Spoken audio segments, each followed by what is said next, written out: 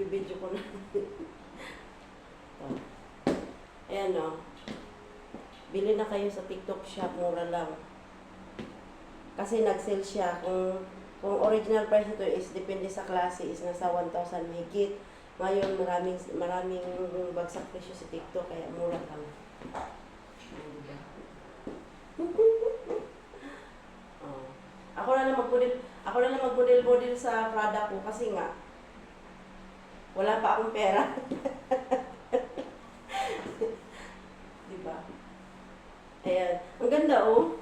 Gusto. Kaya siyempre, pag nagbibenta ka, so, siyempre, i-endorse mo yan. Diba? Ipapakita mo yan sa mga customer mo, diba? So, diba, nice? Nice, guys.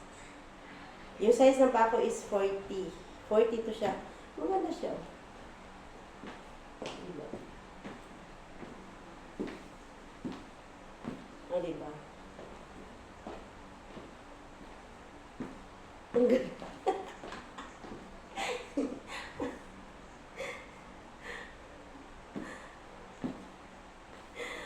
Free lang to eh.